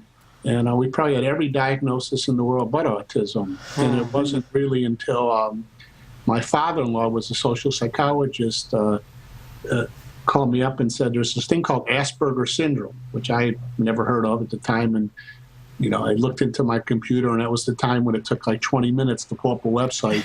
And one of the stuff, does your child have A, B, C, and D? And I said, that's it. And we actually had him diagnosed by an individual who had Asperger, who was a psychologist, which was really a blessing for my wife and my son and himself, because you saw that even though Evan was diagnosed with Asperger, that he could do what needed to be done as far as what he wanted in life, and that really showed us a very good positive role model to begin the journey. I'm curious, what is he studying in college? What does he want to do? What's today? That's a typical college student. That's right on target. Well, he's into history very much, and he loves science and microbiology, but I think he's going through the process of deciding what he wants to do. But his interest in history, he actually liked theater for a while, which was interesting because he, as he said, he enjoyed pretending he was someone he's not. Which I guess is what actors like to do. Yes. But I would put my money on history. There you go. Good. Well, we want to talk to you about the mission of the Autism Society, but I think we're going to take a quick break and then come back and talk to you about the greater mission. I had no idea. 46 years, did you say? 1965. That's amazing. So I think it's very important to. Yeah, we want to hear about the work that you're doing, what your mission is, and what you see the future being for the Autism Society and for our population. So we'll be right back after this break. The Autism Society exists to improve the lives of all affected by autism. We work to increase public awareness about the day-to-day issues faced by people on the spectrum, advocate for appropriate services for individuals across their lifespan, and provide the latest information regarding treatment, education, research, and advocacy. For more information, visit www.autismsociety.org. Welcome back to Let's Talk Autism with Shannon and Nancy. You just saw an advertisement for Autism Society, and we are here right now with Scott Badesch, who is the president of the Autism Society and the chief operating officer. We're thrilled to have you here. And we were just saying we were in amazement, 46 years that you guys have been in operation. Tell our viewers, what is the mission of the Autism Society? Well, it's a broad mission. It's to help improve the lives of all those impacted by autism, with recognition that people who are impacted by autism could be certainly the individual, him or herself, but the family members, the professionals who help. So our goal is really to show measurable results that when you interact with the Autism Society, a person who has autism will have their self-sufficiency, their independence, their autonomy maximized to the fullest extent possible. And it's as I mentioned, it's a organization that's been around since 1965. We're the world's largest grassroots autism agency. We serve about 1 million people a year through provision of information, direct services, support, and grassroots advocacy. We have about 100 chapters operating throughout the state and throughout the country, excuse me. And you're just really there to provide support, assistance, and information to help people through the journey. We recognize the journey has different needs at different points of a lifespan, and we want to be there for those families and those individuals. We're very actively involved and work with people on the spectrum at all levels, on our board, our staff, our advisory bodies. So we're very family-oriented, very individual-oriented, very professional-oriented. And you've got a wide range of programs, right? Yeah. And can you tell us about some of the programs that you think our viewers would be interested in learning about that you have there? Sure. I mean, one of our best programs, I think, is our kind of first call for help, so that when a person suspects their child may have autism, a person with autism may have questions about how to find a job. An older parent may be saying, I need some help because I'm too old to care for my adult child with autism.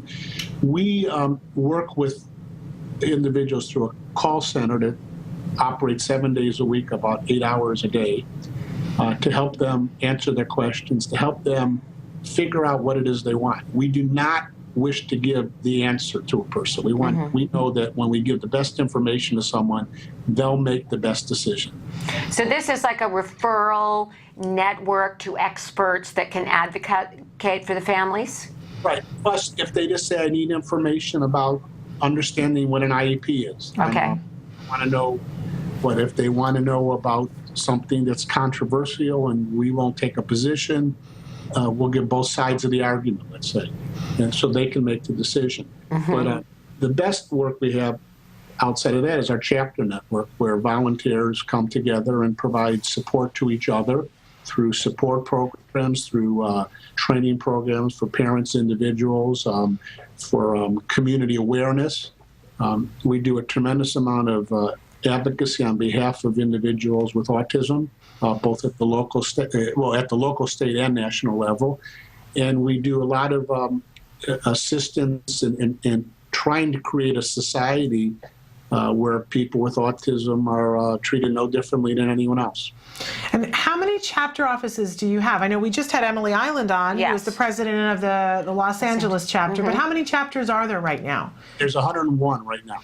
And we have some areas of the country that are not covered. So, but for those areas, we provide the support. But our goal is to ultimately have the whole country covered. But we're very volunteer driven. We don't want to be top down. We want to be bottoms up. So what works in Los Angeles may not work in New York City or work in Sioux Falls, Idaho, Iowa. So we want to make sure that local people govern.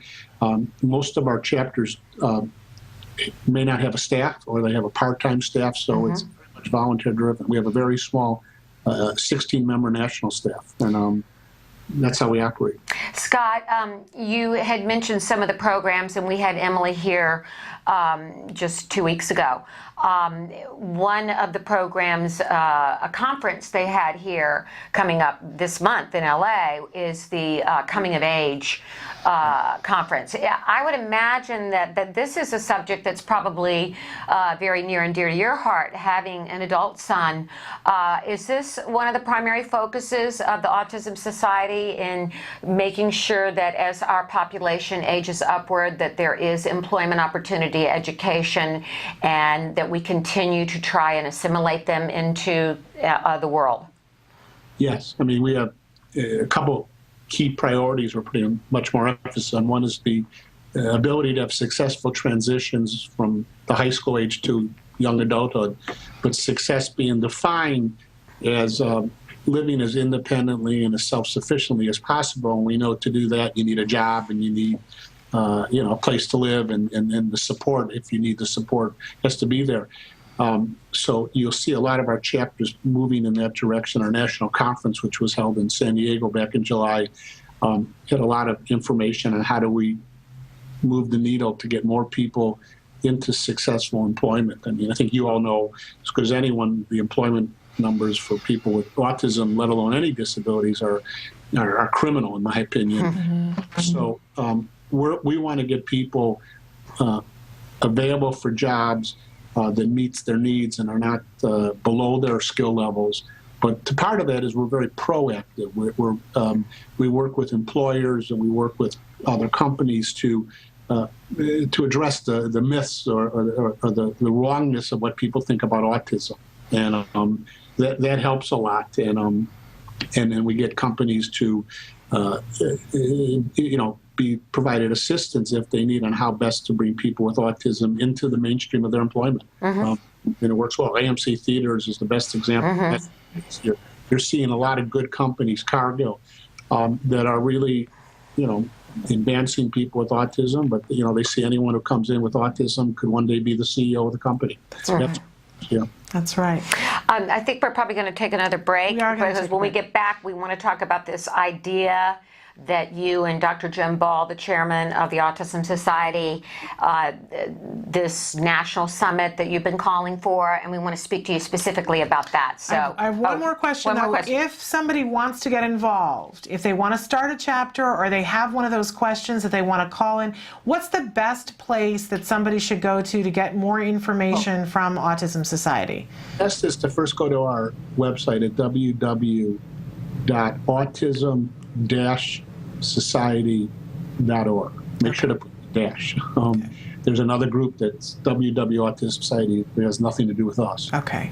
So that -society.org. So that's where people can go if they want more information. Okay. And there's phone numbers to call, and they can navigate. It's very easy to navigate. So they can get information about local chapters, too. Okay. Great. All right. So the break, and then we'll come back and talk about this idea of a summit and that topic. We'll be right back. Thanks, Scott. We'll be right back. Thank you. My name is Michael McNemmy, and I live on Staten Island. I love hearing myself on the radio. Every Thursday I'm on. It's energetic. It's fantastic. I love the radio show more than a kid loves chocolate cake. I got a lot of followers on YouTube, Twitter, Facebook. This job makes me feel important. This job makes me feel like I have a purpose. Like they believe that I'm capable of handling such big responsibilities, and I like that a lot. Why is it important for people with disability and special needs to be given the same experiences that a normal functioning person would? We're all capable and can do the same job. It's just the pace we do it in. Some of us need extra assistance. Even Bill Gates can't do some things on his own. He's a trillionaire. Just that little extra support goes a long way. Visit autismspeaks.org.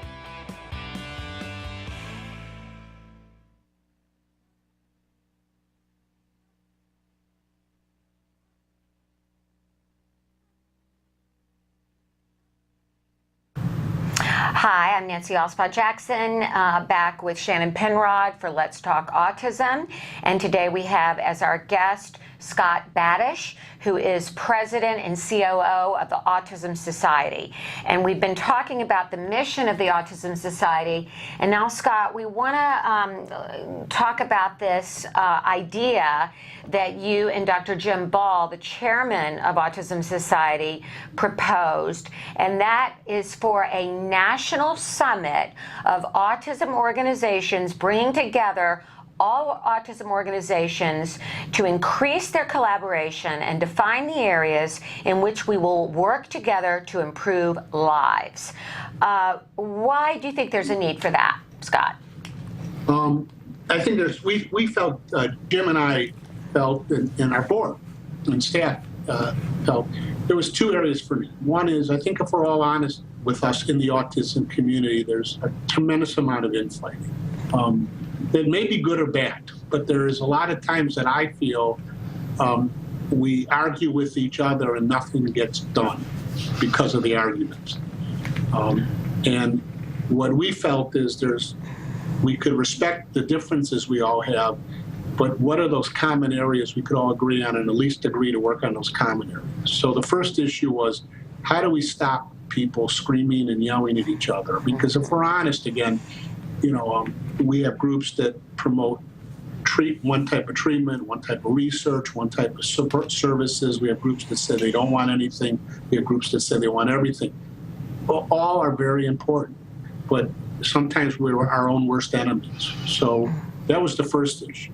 Do you think, Scott, let me just interject there, do you think a lot of that is due to the different ideas about causation of autism, and that's one of the major divisive elements? Yeah, I think it's not. I think it's not so much about this causation. I think it's about, with limited resources, where's the best place to put resources? Mm-hmm. So a group like us that says, okay, there's 1.some million people out there with autism, it cause issues, that's great, but right now we have people who have needs. And how do we deal? Absolutely. Whereas a cause group may say we want to spend more time on cause. And I respect that. There's no question. I respect that. But I think what we want to do is say, how much of that infighting hurts us. Yeah. And I could tell you that I think sometimes, having worked in an organization for almost 30 years, which gave out money, the infighting among disability agencies and within the disability community makes it very difficult for people who give money to decide what they want to do. So if I'm asking someone for X dollars for services, and then they hear, well, the money's needed for something else, it's confusion to the donors, and sometimes the donors just throw up their arms and say, we can't do it. And yeah, I have to share an interesting story with you that when as executive director of ACT Today, which is what my major role is when I'm not here having fun with Shannon, we started the first fund for military children with autism to help them with treatment and care. And I went to the chairman of Fox Television, and when I presented this to him, he said, I think this is a great idea. We want to run this public service announcement with Joe Montaigne to help you raise funds, because we see what you use it for, for therapy, tuition, assistive technology, etc. He said, but I just have one question. Why are there so damn many of you? He said, I got Bob Wright calling me, asking me for millions of dollars. I got this person calling me. I got this person calling me. Why can't you come together? And that's and how do you come together, I guess. Yeah. Well, and I would argue, which is another reason we want to do this, and again, our job is not to lead it. Our job, as I said, is to convene it, and I'll make sure there's coffee at the table. Okay. But I think the other part is we felt, and I personally feel, that autism has to get out of the autism community until we really get systemic and societal change. Mm-hmm. We're great in teaching each other about what autism is, which is good. But when you try to explain it to employers and everyone else, it's hard and it's difficult.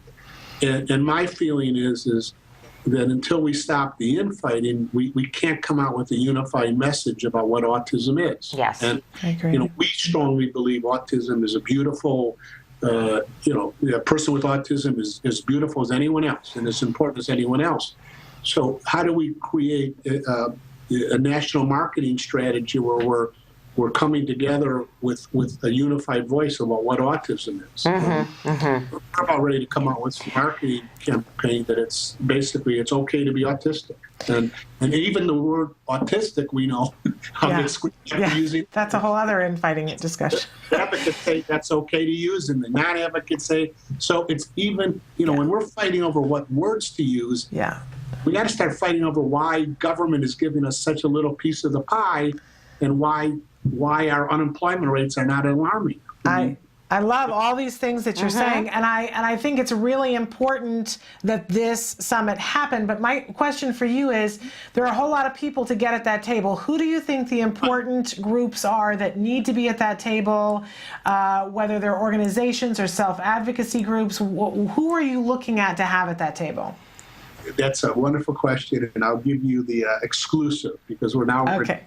And our take was we should get 4 or 5, which we're still working on, groups together, not have that be the decision of the Autism Society. My personal belief is you have to set up this kind of like rules of engagement that anyone who comes there, or anyone could come there. We have a big meeting room, whatever, but that you have to agree to respect. Not we could disagree, but we have to be respectful. What are some of those rules of engagement so that we'll get together? My feeling is that the smallest organization is as important to me as the largest organization. Well, ACT Today would love to be there, Scott.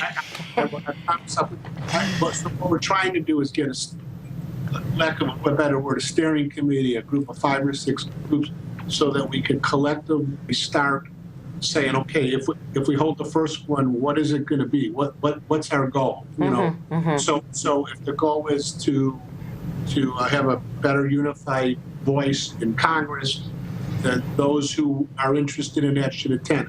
If the goal is to have a better different distribution of federal money among services and research. I don't know. I'm personally very interested in us all getting together to, with the upcoming deficit talks in Washington, to make sure that we don't see Medicaid reduced. So, but that's my opinion. That's our opinion. So how do we do that? So I think it's a group of 6 or 7 of us, maybe 5 or 6 agencies to get together. I also think it has to be institutionalized, so it just can't be, you know, the directors. It has to be someone from the board, because directors come and go. You know, how do we make it that the relationships are not just individuals, but it's also institution. And I think I will say this: the people we're talking to at the national level, who are large and things like us, they're very interested in doing this. And I think we're soon to announce, here's 6 or 7 agencies that are going to start the ball rolling, and then it'll become 10 and 20 and 30 and 40, and then it'll move forward. But it's also, how do we add credibility to existing efforts that are working out there, where we all get behind some effort. But you're not actually thinking this could be accomplished by the fall of this year? No, someone said I should have said the fall, but not the year. Okay, yeah, and the leaves are starting to change out here. But I would think hopefully early next year. But great. And it may just be, one of the things I feel we need to do as a group of all of us is have a win that we're all proud of. It may be something that we know, fighting Medicaid cuts is going to be not an easy task with the lobbyists who are going to fight against us and all that in Washington. But, there's a restraint and seclusion bill in Congress right now that the group that's fighting us are the school administrators. I think we could take on the school administrators as a collective groups. So, it's where could we be effective? And I think we would all argue that if we had an effective restraint and seclusion act in this nation, then that would just be a start. It's not the end all. But where do we move forward? It'd be progress. I have progress. Let's all sign on this. Let's have a day in Washington where we all come and bring our resources and work on it. So needed. Show the nation. Let's show the nation that we have strength and we have unity. And I just want to thank you for your call to action. Shannon and I are so supportive. Yes. And well, I had one more question, and then we're going to have to say goodbye. What do you think the single biggest challenge is facing the autism community today? I think it's the violation of civil rights. I think until we define autism as a civil rights issue, and I think it's all disability, I think we're not defining it right. It's autism is a condition, and as a result of that condition, people are being massively discriminated against. And no other group would ever allow itself to have the unemployment rates we have. No nation would ever allow it. And until we make this as a civil rights, you have a right to an education. How many school districts are denying the right to an adequate education? Any other group, those school district superintendents would be sued, fired. People get away with it. We have to change the discussion in this nation that this is about civil rights. This is about violations of people's daily rights. And we need to find the cause, the research, but we got lots of people getting defined as autism, and unless nothing really enhances, we're going to have massive denial of rights to people, and that's not what this country is about. Well, I got to say, Scott, I want to be a foot soldier in your army. So anything I can do to help you ever here, you let me know. Just tell me what kind of coffee you want. I'll make sure. Okay. I'll make the coffee for you, is what I'm saying. You can count on us, Dr. Listening, get them involved. Yes, Dr. Doreen Grant-Pichet, our founder at Autism Care and Treatment Today, who runs CARD, and you know Doreen. Shannon and I are here to help. So just know you can count on us, okay?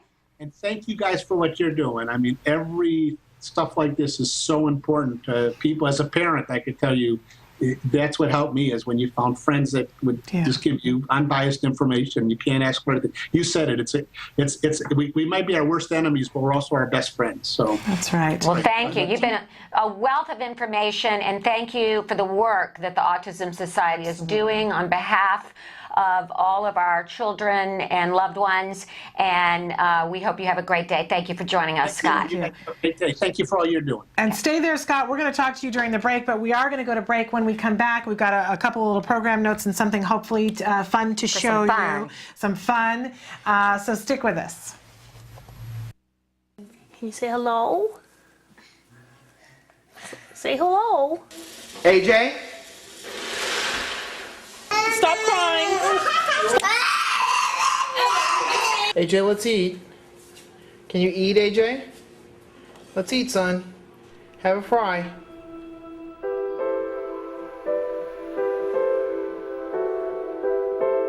My understanding of autism was very limited.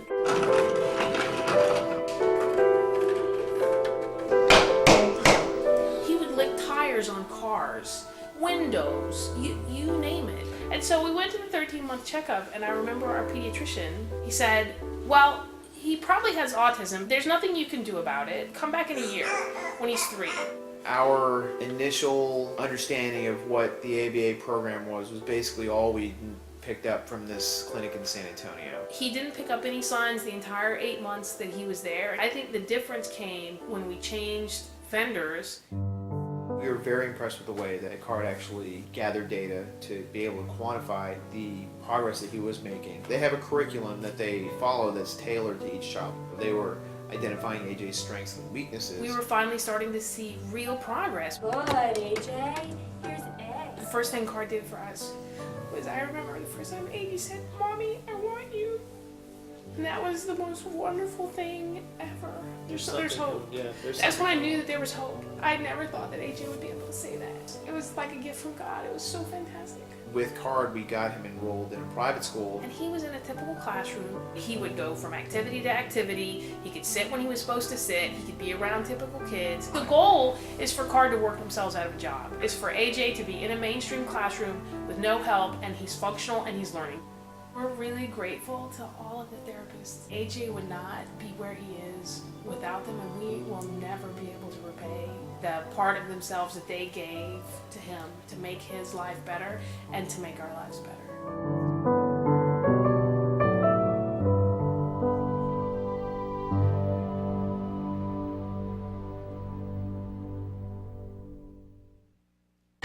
Welcome back to Let's Talk Autism with Shannon and Nancy. We have something fun to show you because we didn't get to show you last week from the golf tournament. The Activate Golf Tournament with Joe Montana. And some celebrities. Yes, so, we always like to see stars when we can. So take a look.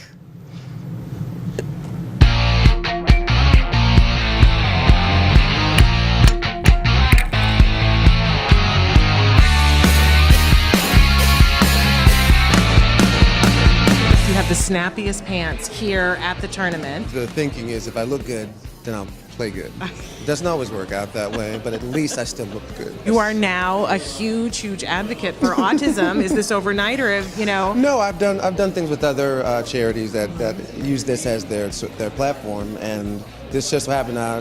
She had come and accosted me at the gym because we have the same trainer. Yes, this is Nancy Alspaugh-Jackson. Yeah, she came by, and we had met before, and she had talked to me about doing something, and I just so happened to be available on the date, so of course I said yes. Are you a good golfer, or it's all going to be the day to day?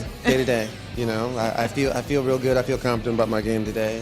Now I'm really serious when I'm on the golf course. Okay. I'm like Tiger. I'm not talking. I'm not goofing around, or maybe, I don't know. But a wonderful opportunity to raise some money, especially for our military families today. I had no idea the statistics as I got here and I started looking at some of the information.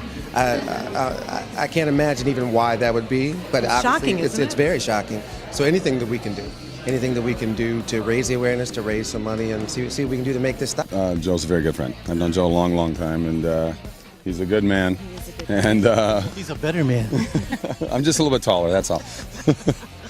I have my brother's military for 23 years, a lieutenant colonel in the U.S. Army, and I'm a big supporter of our military. And Gary Sinise, I've done some work with Gary through the years, and as far as autism goes, I've got a number of friends of mine whose children have autism. As far as the celebrities are concerned, you know, we pay each other back. You know, we show up when we can. We're not busy, and it's just here to support whatever causes they got going, because all the causes are good ones. But you know what's really amazing, Shannon, is that last week, I think, there was a new hearing, and they won, so that now military families have no upper limit on their insurance coverage, as well as all the retired folks or military folks are now getting some coverage. But they're still having some problems with this, I heard, and they're beginning to fix the whole thing. But I'm hoping within the next few months we'll be able to provide a lot of services to our military families. Well, I've tried to, do a little bit to support our military families, especially I do a site called lettersfromhollywood.army.mil, and it's something we set up with the Pentagon to try to support the troops and their families. And Joe Mantegna is one of the guys I really admire in Hollywood, just not because he's a great actor, but because he's spent so much time and effort supporting the plight of military families who have an autistic family member. So, Joe says, be here. This is not a conversation. Just tell me when and where. There's few and far between in Hollywood where you see somebody who's so selfless and just such a good guy and so concerned about everybody else's feelings. And, he's got a body of work where he could puff his chest out and walk around a lot more than he does. And people just really respect him, I think. You're doing the voice of Aang right now in The Legend of Korra, which a lot of us have children and is a very big deal. That's a big legacy that you've been handed, the voice of Aang. Were you familiar with the whole... Airbenders? Yeah, absolutely. I have my son turned 11 yesterday, my daughter's 8. So, I think I've been in 70 movies and they could probably care less. But as soon as I told them I was going to be on The Legend of Korra, everything changed. This is your second year. You were here, last year. I was here last year. It was a great event. Everyone's just having a really good time and doing whatever they can to bring some attention to this cause. Mm-hmm. It means a lot to me, and it's something that clearly they're making some strides in through all the, not just golf tournaments, but people taking an active involvement in pursuing what's really the cause of autism and the reasons with which some people deny it. That's something that needs to be continually pursued so we get to the bottom line and help people. Well, thank you for taking the time to be here and to golf. Are you having a good time? It's hard work, I tell you. But if this, in some way, my horrible golf swing helps the cause, I will be here every year. Take off my hat. Go ahead. Because with my hat on, I look like Tom Cruise. Well, you've been in every single movie, really? Every single TV show of all time. I'll take your word for it. Dating back to Saturday Night Fever. My goodness, you have a career. My last job was Kojak, though. You realize? Okay. That's not true at all. No. Thank you so much for being here. Oh, my pleasure. It's a very important cause. It's touched my own family, and my cousin's very close to me. Her son, who looks a lot like me, and but he's handsome. So I was going to say, he's in the family. But he's severely autistic, and it's been a tough road. Plus, other friends of ours have 2 children who are one not too severe, and the other one very severely. So it's not an epidemic, but it certainly seems more, common, if you want to use the word, than before. Yeah, it's something I've known about really for a long time. Since I was very young, I actually had a girlfriend when I was in college whose younger brother had autism. So I've been aware of it for a long time. That's when I first became aware of it. And then Joe Mantegna is a good friend of mine, and I know Joe has been very involved in it for a long, long time, and that's really what brought me out here today. And when Joe says, come play golf, you come play golf, I come play golf. Wherever he says, that's where I go. And are you a golfer? Is this something you enjoy doing Yes, as well? I do, yes, yeah. And we've been talking to everybody this morning about the statistics for military families. Were you aware that it has been 1 in 88 for a long time for this military family? No. I think it's shocking to a lot of us, but this is a population that definitely needs and deserves our support for their kids. Absolutely, and it's especially personal to me because I have a nephew who did 2 tours of duty in Iraq and was retired as a Marine captain in good health. So we're all, thankful for that.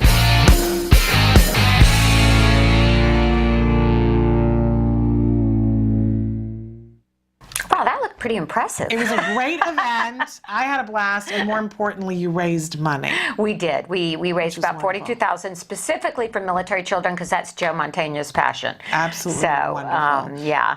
Wonderful event. And we had somebody write in with a question for us. The question was, I have a second grader who is high-functioning autistic. To help him, he has been taking Taekwondo for 3 years to help with physical development and Cub Scouts for his social development. Would you recommend anything additional or to replace what I'm already doing. It's kind of impressive what they're doing, right? I think that's incredibly impressive. I don't think my son got into any activities like that until he was in 4th grade. One of the things that I would recommend is to find a buddy, a typical peer that would be your son's buddy in these processes. My son does baseball, Little League, and he has it's got typical buddies that go that are with them. So they help them learn. So I don't know whether at Taekwondo he could have a typical buddy, at Cub Scouts, and sometimes you can rotate the kids. The kids really love to be useful. At my son's school, he goes with typical children. They have a buddy club at lunch that Who Wants to Be with Wyatt. And you guys also did acting classes that you We found did acting great. classes that were I think great. it's always great to look at what they're interested in. My son did Lego building classes. That's great too. But in any case, we're out of time. In 2 weeks, we'll be back with Shelley Hendricks from Autism Votes. Very important conversations. And I want to watch this Friday. Watch this Friday. Sign up to be a part of that webinar. I want to thank everybody for being here and remind you to give your kiddos a hug from me. That's right, and just make it a great day. Enjoy the moment. Bye-bye for now. Bye.